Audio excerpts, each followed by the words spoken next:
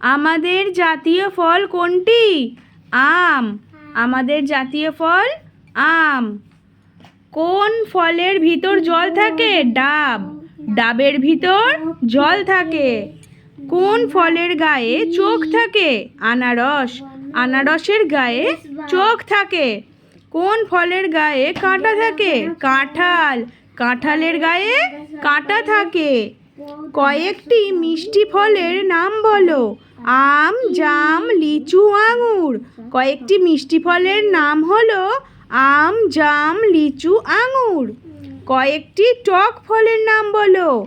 আমড়া, তেঁতুল, কুল প্রভৃতি। আমড়া, তেঁতুল, কুল প্রভৃতি হলো টক ফলের নাম।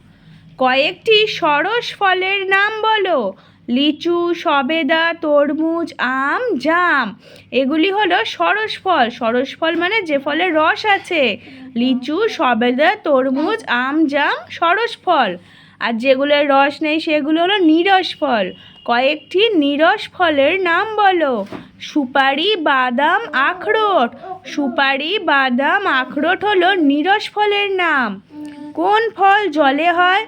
পানি ফল। পানি ফল জলে হয়। কোন ফল কাঁচায় সবুজ, পাকলে হলুদ?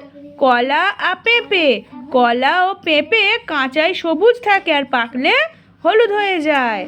গরমকালে কি কি ফল পাওয়া যায়? আম, জাম, লিচু, কাঁঠাল। আম, জাম, লিচু, কাঁঠাল গরমকালে পাওয়া যায়।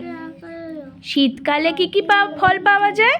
কমলা লেবু, বেদানা, নাশপাতি। কমলা লেবু, বেদানা, নাশপাতি ফল শীতকালে পাওয়া যায়। কিছু একবীজ ফলের নাম বলো। আম, লিচু। আম, লিচু হলো একবীজ ফলের নাম। এদের ভিতরে একটা করেই বীজ থাকে। আমের ভেতরেও একটা বীজ, লিচুর ভেতরে একটা বীজ, তাই এরা একবীজ ফল। আর কিছু বহুবীজ ফলের নাম বলো। বহুবীজ মানে অনেকগুলো দানা থাকে।